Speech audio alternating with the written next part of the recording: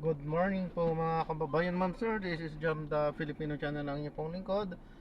Today is February 4, 2026. Andito tayo sa Shore Residences.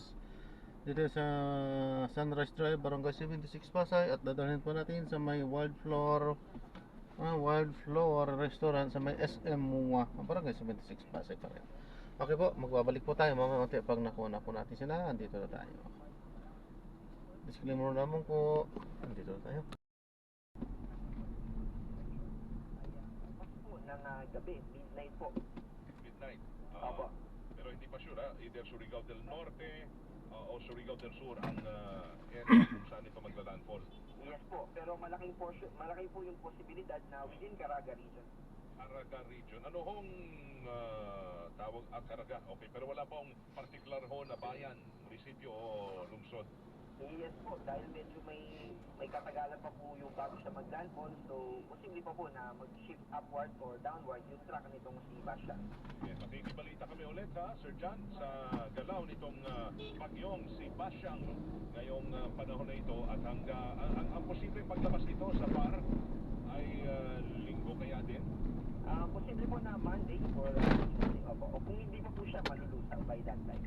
Alright, salamat Sir John Manalo sa update na yan patungkol sa binabantayang bagyong Basyang. Sir, thank you. Salamat din po at ingat po tayo. Nakikibalita ulit tayo sa Pag-asa kaya tutok lang ko, Super Radio DZWD. Sir John Manalo, weather specialist ng Pag-asa. Super Radio DZWD, Pantay, Bagyo, Wendy La Peña. Na, anong sa inyo? Tinatanong natin ngayong araw na ito ng Wednesday, Miyerkules, sa 4 ng Pebrero 2026 kung kayo ba, tama ho ba ito? Yung no work, no pay para ho dun sa mga senador at mga kongresista. At sila po'y absent, abay, no work, no pay talaga. Nakakaltasan nun sila. Kayo ho ba ay tama ba ito? Hindi tama yan. Sige nga, ano ang sa inyo ho, mga kapuso? Ako po si White de la Peña, tayo po'y live na Super Radio DCBB sa inyo pong mga tahanan, sasakyan, tindahan at saan man. At pwede rin ho online dahil on air at online ho tayo. Live na live worldwide yan. Pag online ho, Diyan na lang sa hypermarket. social media accounts, present tayo sa Facebook, live na live dyan. Karoon din ho sa YouTube natin, YouTube channel ho natin. Subscribe na ho ba kayo? Super Radio DCBB lamang. Mag-komento na ho dyan. Tapos, pwede rin ho sa ating, syempre, DCWD Text Connect. Ang numero, 0917-594-5941.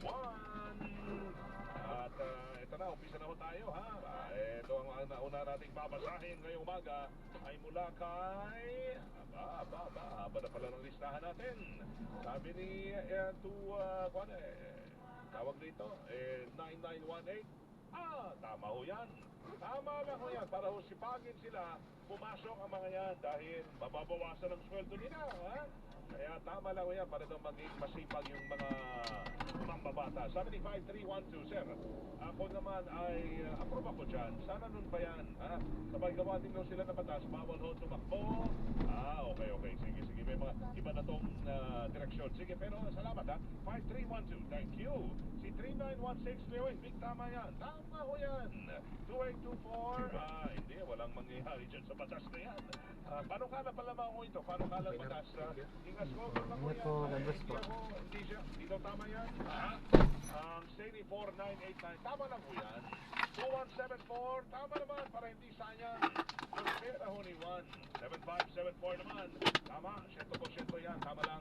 5539, it's about time. Dapat meron ganyan nagpapasawa na panukala no work no pay sa boat houses. Senado sa Kamara. 6538, sabi naman niya, good morning sa akin. Ang gandang umaga, tama po yan yung panukala na yan. Kaya lang, wala pong effect yan sa mga mababatas. Bakit? Ayan, sunod-drop na natin sila. Maraming salamat po sa panonood hanggang sa muli. Ingat po at God bless. Paalam po. Ayun, kasi no work no pay, labanan dapat. Ang issue dapat ay korupsyon, hindi yung no work no pay. Pero tama lang mo yan. 7521, sabi niya, tama lang mo yan, panukala na yan, no work no pay. Kasi sayang nga naman, yung ilan sa sahod natin sa galing din sa buwis natin yan. So, tama lang mo yan.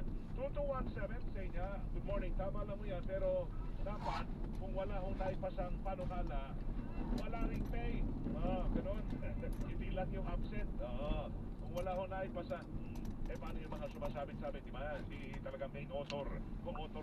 6932. Sabi niya, tama lang mo yan, pero ang malaking tanong yan, Yan ho ba ay mangyayari talaga? Baka yun, kasi gagawin ang mangyayari ho niyan pag sila ho ay wala daw ho mahalagang rason kung bakit sila absent, ay hindi ho sila pasasahurin araw sa mga araw na sila ay lumiban sa trabaho. Tanong naman ho iba, paano ho pag lahat mahalagang rason kung bakit sila absent? Susunod na 6513 sir, tama lang ho yan. Dapat nga wala na ho silang sweldo dahil malakas naman sila sa ganito.